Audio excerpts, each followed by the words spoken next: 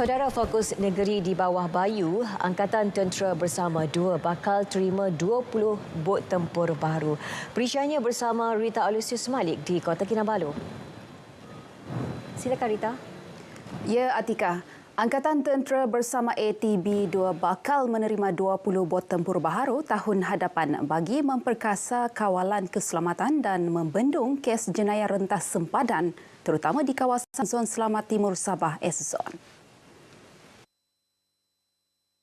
Panglima Angkatan Bersama Lieutenant General Dato' Indra Zahid Arsyad berkata manakala sejumlah 41 buah bot milik Angkatan Tentera Malaysia ATM juga akan diserahkan kepada ATB 2. 20 buah bot untuk ATB 2. Kerana ATB 2 ni dia merangkumi operasi daripada Kudat sehinggalah ke Tawau ataupun sama kawasan operasi dengan pasukan Eskom. Eskom. Kawasan S-Zone. Jadi kita operasi bersama-sama, masing-masing mempunyai tugas dan tanggungjawab masing-masing. Program ini merupakan medium dalam mewujudkan kerjasama dengan komuniti setempat berkonsepkan aktiviti K3M iaitu motivasi pendidikan, kesihatan dan kebersihan. Ini adalah julung-julung kali program yang dibuat di sekolah saya dan secara tidak langsung mendedahkan kepada anak-anak didik saya di sini bagaimana pihak tentera melakukan kerja dan juga bagaimana keprihatinan pihak tentera itu kepada masyarakat di Pulau Denawan, terutamanya penduduk di sinilah. Program turut diisi dengan penyampaian sumbangan beg sekolah dan alat tulis kepada 65 pelajar dan beg makanan untuk penduduk.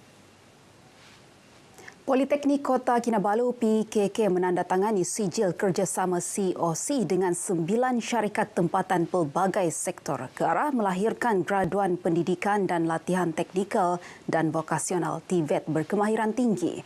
Antara sektor terlibat ialah kejuruteraan, keusahawanan serta pelancongan dan hospitality. Timbalan Menteri Pengajian Tinggi Senator Datuk Dr. Ahmad Masrizal Muhammad berkata kerjasama berkenaan akan membimbing pelajar meningkatkan kemahiran sejajar dengan keperluan industri dan perkembangan teknologi. Untuk memastikan semuanya mantap, untuk memastikan negara dapat memiliki pelajar pekerja yang berkemahiran tinggi, maka ia perlukan satu ekosistem yang baik. Di dasar kerajaan yang menginginkan kepada 35% pekerja rakyat yang berkemahiran tinggi tak mampu berdiri sendiri tanpa ada dokongan, support daripada pihak industri. Beliau berkata demikian kepada media selepas menyaksikan majlis menandatangani COC berkenaan di Politeknik Kota Kinabalu. Antara syarikat tempatan terlibat ialah Bank Muamalat Berhad, Boston DCNS Naval Corporation Sendirian Berhad, KKIP Aerospace Training Center dan Koperasi Wawasan Rakyat Sabah Berhad. Jabatan Perkhidmatan Kebajikan JPKS Sabah akan terus komited meningkatkan kesedaran melindungi kanak-kanak daripada penganiayaan atau penderaan menerusi program advokasi dan kempen turun padang. Timbalan Pengarah Operasi JPKS Sabah, Ali Hassan Kahar berkata, langkah itu penting bagi memastikan hak keselamatan serta kebajikan kanak-kanak terus terjamin. Objektif kita sama.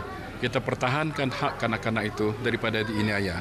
Dianiaya sama ada dari sudut seksual, fizikal maupun emosi mereka. Jadi kalau kita berterusan menjalankan kempen yang sudah begini kan, itu adalah lebih baik untuk memberikan kesedaran yang berterusan. Beliau ditemui RTM dalam program Kami Peduli di SK Jambongan Beluran. Program turun padang ini julung kali diadakan di kawasan pulau. Memang sangat bermanfaatlah kepada kami di Pulau Jambongan ini sebab ini juga satu kesadaranlah terutama sekali kepada remaja-remaja sebab program ini juga pertama kali dibuat di Pulau Jambongan ini. Jadi harapan saya program ini adalah berpanjangan. Golongan-golongan sasar kami yang telah kita senaraikan.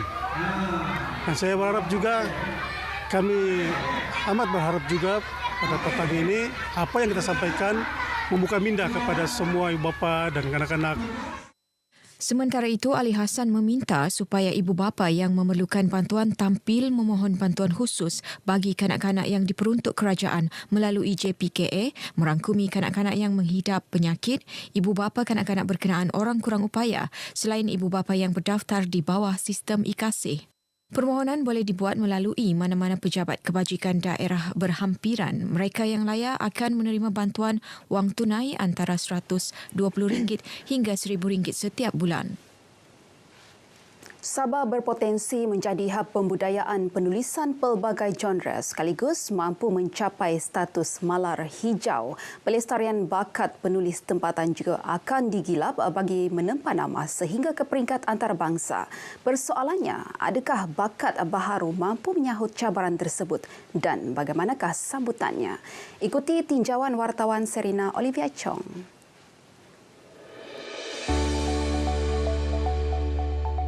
Penganjuran Pesta Buku Kinabalu di Perkarangan Perpustakaan Negeri Sabah baru-baru ini jelas menyaksikan fenomena dunia buku terus gah dengan lebih 3,000 pengunjung dan lebih 40 pempamer dari Semenanjung dan Sabah terlibat. Nyata, usaha penulis dan penerima Sirat Award Syed Muhammad Zakir Syed Othman atau nama pena SM Zakir melalui Nusa Center bersama Perpustakaan Negeri Sabah dan Universiti Malaysia Sabah bertepatan.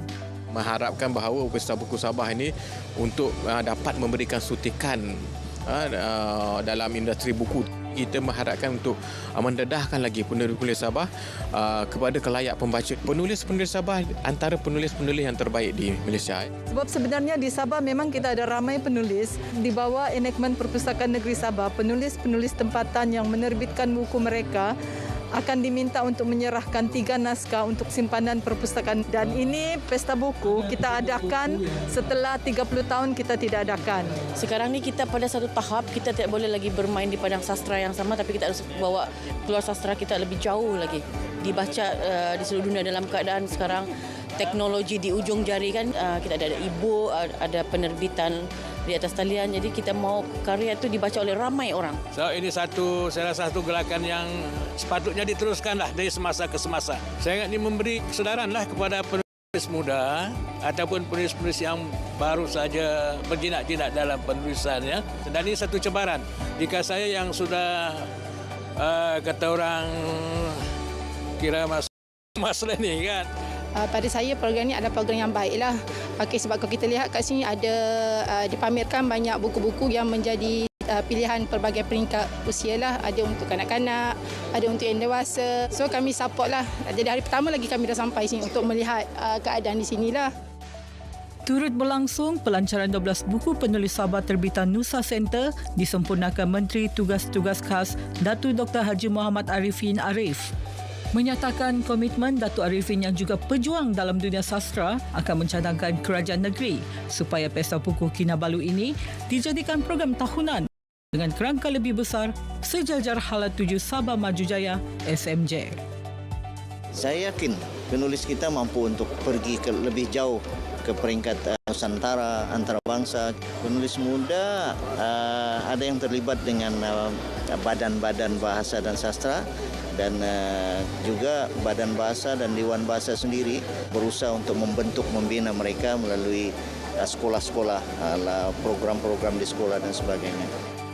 Jelas Datuk Arifin diwujudkan khusus membantu memperkasakan lagi sastra dan bahasa di Sabah. Beliau optimis Sabah mampu menarik penerbit dan syarikat seperti Indonesia tidak lama lagi. Justru, perahu sudah di air, pendayung sudah di tangan. Kini tinggal di pundak penulis baharu dan lama memikulnya. Laporan Serina Olivia Chong, RTM.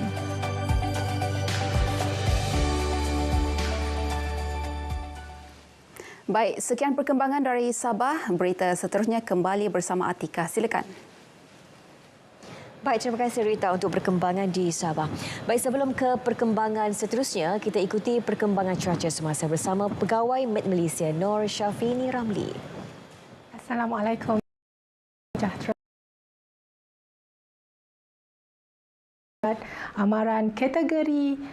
Amaran kategori pertama angin kencang dan laut bergelora yang telah dikeluarkan oleh Jabatan Meteorologi Malaysia. Kategori pertama ini melibatkan perairan Timur Laut Kondor, utara Reef North, barat Palawan dan juga layang-layang. Angin barat daya dengan kelajuan 40 hingga 50 km sejam dan ombak boleh mencecah sehingga 3.5 meter adalah berbahaya bagi aktiviti bot-bot kecil dan juga sukan serta rekreasi laut. Amaran kategori pertama ini dijangka berkuat kuasa pada 26 September dan boleh berterusan sehingga 30 September 2022. Baik, untuk melihat keadaan cuaca dengan lebih terperinci, kita teruskan dengan paparan imej kemerada ini. Pada ketika ini, hujan dari buk petir di 1-2 tempat yang sedang berlaku di utara semenanjung Malaysia melibatkan negeri Perlis, utara negeri Kedah serta pedalaman negeri Perak ini dijangka boleh berterusan sehingga ke malam ini. Manakala hujan di 1-2 tempat yang sedang berlaku di pedalaman negeri Selangor serta negeri Sembilan ini dijangka akan beransur-ansur reda menjelang lewat petang ini. Manakala hujan yang sedang berlaku di negeri Pantai Timur Semenanjung melibatkan negeri Terengganu dan juga selatan negeri Pahang ini juga dijangka boleh berterusan sehingga ke lewat malam ini. Baiklah, bagi negeri Sabah dan Sarawak pula, pada ketika ini hujan di 1-2 tempat masih lagi berlaku melibatkan bahagian pantai barat dan juga pedalaman negeri Sabah. Berbeza pula dengan keadaan di negeri Sarawak, hujan dari buk petir yang masih lagi berlaku sejak daripada pagi hari ini dijangka boleh berterusan di kawasan barat Sarawak ini, boleh berterusan sehingga ke lewat malam ini. Baik, seterusnya kita lihat model tinjauan cuaca malam ini bagi semenanjung Malaysia terlebih dahulu. Dapat dilihat hujan dari buk petir di 1-2 tempat masih lagi boleh berlaku melibatkan negeri di timur dan juga utara semenanjung Malaysia. Keadaan hujan bagi kedua-dua bahagian utara dan juga timur semenanjung Malaysia ini dijangka boleh berterusan daripada malam sehinggalah ke esok pagi. Bagi negeri Sabah pula, kita jangkakan keadaan dalam baik, tiada hujan. Manakala bagi negeri Sarawak pula, hujan dari buk petir di beberapa tempat masih lagi boleh berlaku di bahagian barat dan juga pedalaman negeri Sarawak. Baiklah, sebelum kita berpisah, kita ikuti ramalan cuaca malam ini bagi bandar-bandar utama di seluruh Malaysia. Saya Syafini Ramli. Assalamualaikum dan salam sejahtera.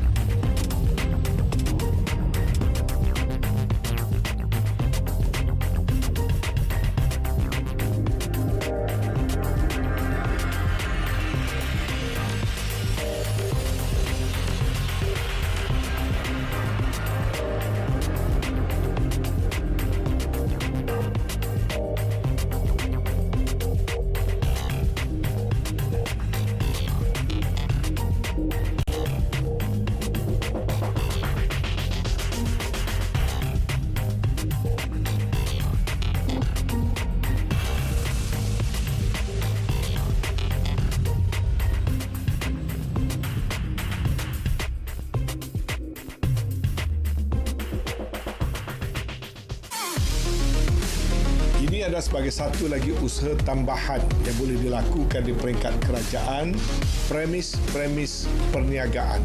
Terutama sekali premis perniagaan yang disewakan kepada peniaga-peniaga kecil. Sama ada yang mengeluarkan ataupun terlibat dalam perkhidmatan makanan, menjual, menjaja dan sebagainya yang terletak di bawah bidang kuasa kementerian-kementerian dan agensi-agensi kerajaan hendaklah menurunkan kadar sewa minimal sekurang-kurangnya antara 10 ke 20%.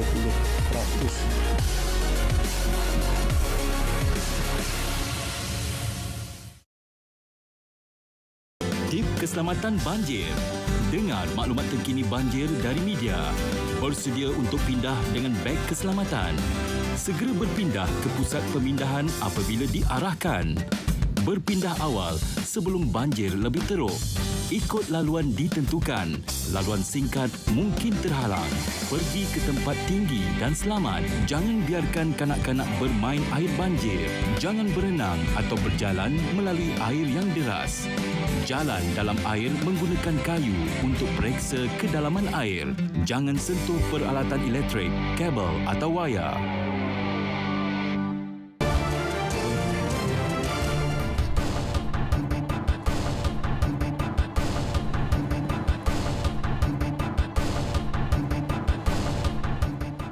Bersua kembali. Seterusnya kita ke Sarawak. Tumpuan berita hari ini ialah berkaitan harapan dalam bajet 2023 yang bakal dibentangkan khususnya dalam pelaksanaan projek infrastruktur di negeri itu. Perinciannya kita terus saja bersama Vanessa Mering di sana. Terima kasih Atika. Kerajaan Sarawak mahu agar keutamaan bajet 2023 yang bakal dibentangkan pada 7 Oktober kelak memberi fokus untuk membantu meningkatkan kesejahteraan rakyat. Timbalan Premier Sarawak Datuk Amar Awang Tengah Ali Hassan berkata, peruntukan yang lebih banyak juga wajar diberikan kepada Sarawak untuk melaksanakan projek infrastruktur serta meningkatkan sektor ekonomi. Kita mahu peruntukan diberi untuk kita melaksanakan lebih banyak lagi program-program berbentuk ekonomi. Program-program untuk meningkatkan lagi kesejahteraan hidup masyarakat dalam usaha kita untuk meningkatkan pendapatan masyarakat dan menghapuskan kemiskinan.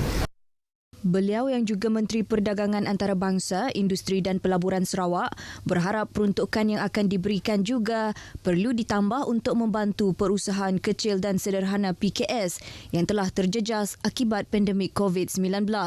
Datuk Amar Awang Tengah berkata demikian selepas menerima kunjungan hormat rombongan daripada Dewan Usahawan Bumiputra Sarawak di Wisma Sumber Alam Petrajaya, Kuching. Kunjungan hormat tersebut adalah bagi memaklumkan penganjuran Majlis Anugerah Usahawan Bumiputra Sarawak 2022 kali ke-6 yang bakal diadakan pada 11 November kelak di Kuching. Antara kategori anugerah yang bakal dipertandingkan adalah Anugerah Usahawan Bumiputra Cemerlang, Anugerah Usahawan Berjaya dan Anugerah Usahawan Harapan. Pesta Tatau 2022 bakal diadakan semula tahun ini selepas tidak diadakan ekoran pandemik COVID-19 2 tahun lepas. Pesta tersebut akan diadakan bermula 1 hingga 16 Oktober depan di Pasar Lama Tatau dan tebingan Sungai Tatau. Menteri di Jabatan Premier Sarawak, Datuk John Siki Tayai memberitahu pelbagai program disusun atur bersempena Pesta Tatau tahun ini, antaranya ialah berjalai berbala mayuh atau nitik daun, pertandingan Ratu Ethnic Fest 2022, perahu berhias, sukan rakyat, Tatau Mini Traditional Food, Engkabang Run, pertandingan bermukun, gendang pampat yang akan melibatkan penyertaan orang ramai.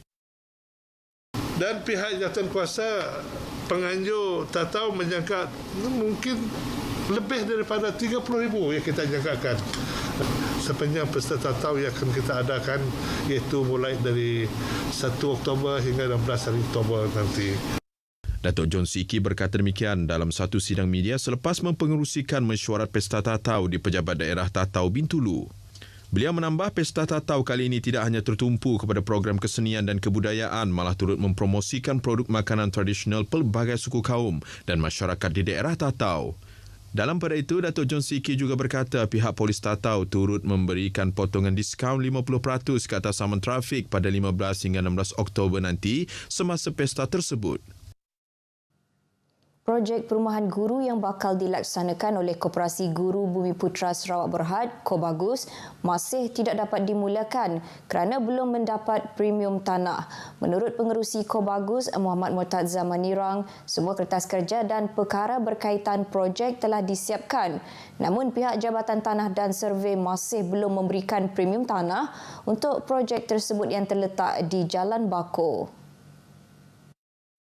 Muhammad Murtaza menambah hanya setelah premium diketahui dan dibayar, surat hak milik akan dikeluarkan dan seterusnya membolehkan projek 150 unit rumah teres 3 bilik itu dilaksanakan.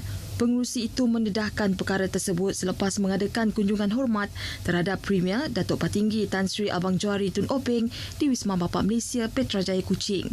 Pertemuan itu bertujuan memberi perkembangan terkini projek perumahan tersebut yang akan dibina di tanah seluas 4.05 hektar dengan peruntukan kerajaan negeri kepada koperasi berkenaan untuk membina rumah berharga antara RM300,000 hingga RM350,000.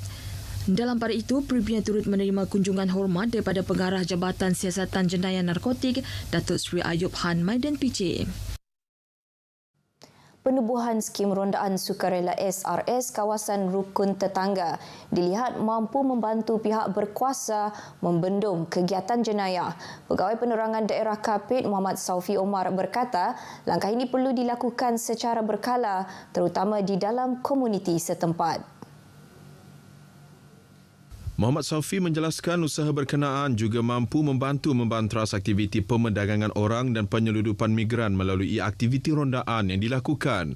Beliau bercakap pada program Info on Wheels di Rumah Rahman Nangga Semulung di Kapit. Sementara itu, Wakil Residen Kapit Rolin Terence Janting dalam ucapan turut mengingatkan orang awam agar tidak mudah terpengaruh dengan tawaran gaji lumayan bekerja di luar negara melalui media sosial. Selain itu, Rolin menasihati masyarakat agar tidak mudah terpedaya dengan sindiket pemerdagangan manusia yang menggunakan modus operandi tersebut. Pada program itu, Rolin turut berkongsi berkaitan penipuan dalam talian yang sedang berleluasa ketika ini dan meminta orang ramai agar berhati-hati serta tidak berkongsi maklumat peribadi dengan individu yang tidak dikenali. Perkembangan itu tadi mengakhiri berita dari Sarawak. Kita kembali bersama Atikah di Angkasa Puri. Silakan. Baik, terima kasih Vanessa untuk perkembangan di Sarawak.